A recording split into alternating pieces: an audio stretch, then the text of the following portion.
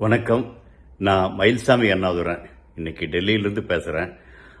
அரியக்குடி மாணவர்கள் அவர்களுடைய பெரும் முயற்சியில் ஒரு சிறிய செயற்கைக்கோள் ஒன்றை வந்து விண்ணில் அனுப்புவது, அது ஒரு பலூன் மூலியமாக அனுப்புகிறாங்க. அதற்காக பெருமுயற்சி எடுத்திருக்காங்க. அதற்கு பலரும் உதவி இருக்காங்க.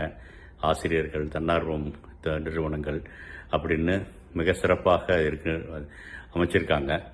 சிக்கனமான முறையில் இந்த செயற்கைக்கோள் செஞ்சிருந்தாலும் இது அரசு பள்ளி மாணவர்களுடைய கூட்டு முயற்சி. எனக்கு தெரியும், ஆரம்ப கட்டத்திலிருந்தே சிறு விதையாக அவங்க மனதில் தோன்றினதை ஒரு கூட்டாக குழுவாக சேர்ந்து மாணவர்கள் செஞ்சுருக்காங்க. ஆசிரியர்களும் அதற்கு உதவி இருக்காங்க. நான் அவர்களோட பேசியிருக்கேன். இது அனுப்பும் பொழுது நானும் கலந்துக்கலாம்னு நினச்சேன். ஆனால் முடியாத காரியம். இப்போ நான் வந்து டெல்லியில் இருக்க வேண்டிய சூழ்நிலை ஆயிடுச்சு எனக்கு. அதனால வர முடியாமல் போயிடுச்சு. இருந்தாலும் என்னுடைய வாழ்த்துக்கள். நம்ம கல்லூரி அளவில் மாணவர்கள் செய்வதற்கு நான் ஊக்குவிச்சிருக்கேன். அதே மாதிரி பெரிய பள்ளிக்கூடங்கள்லேருந்து மாணவர்கள் செஞ்சுருக்காங்க. அரசு பள்ளி மாணவர்களும் சிறிதாக செய்வதற்கான வாய்ப்புகளை கொடுத்துருக்கோம்.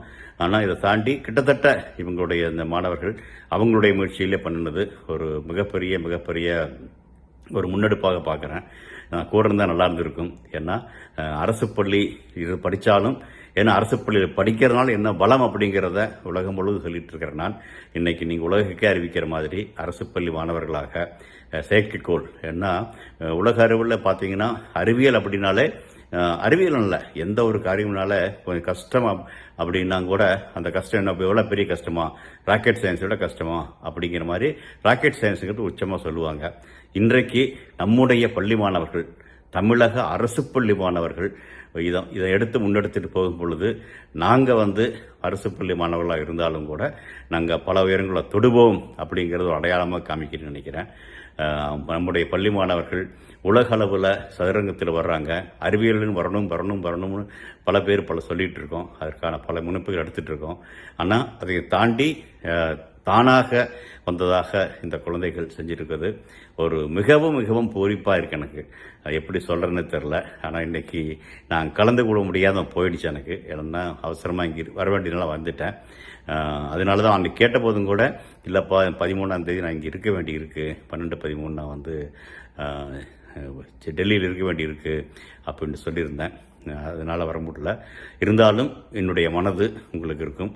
நீங்கள் சிறப்பான வெற்றி அடையுங்க. இது உங்களுக்கு எல்லாருக்கும், மாணவர்களுக்கு ஒரு முதல் படி.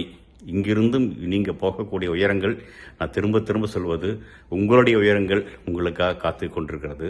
இன்றைக்கு அடையக்கூடிய இந்த வீகோ சேட்டடி உயரம் நாளைக்கு நீங்கள் எங்கே போக போகிறீங்க அப்படிங்கிற ஒரு சிறு அடையாளம் நினைக்கிறேன். இன்னும் மேலே நீங்கள் போவதற்கு என்னுடைய வாழ்த்துக்கள். மிக்க நன்றி. இந்த ஒரு என்னை வந்து கலந்துக்கிட்டதுக்கும். அப்புறம் இன்னைக்கு உங்களுக்கு ஒரு வாழ்த்து செய்தி இங்கிருந்து அனுப்புகிறேன். இப்போ இருக்கக்கூடிய செய்தி பரிமாற்றங்களால் உடனே வந்து சேர்ந்துருன்னு நினைக்கிறேன். மிக நல்லா இருக்குது.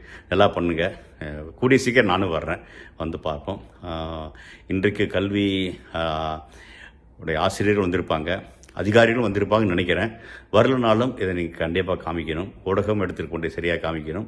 அரசு பள்ளி சோடை இல்லை அப்படிங்கிறதுக்கு நீங்கள் வந்து ஒரு மிகப்பெரிய உதாரணமாக இருக்கிறீங்க. உங்களுக்கு என்னுடைய மிக மனப்பூர்வமான வாழ்த்துக்கள்.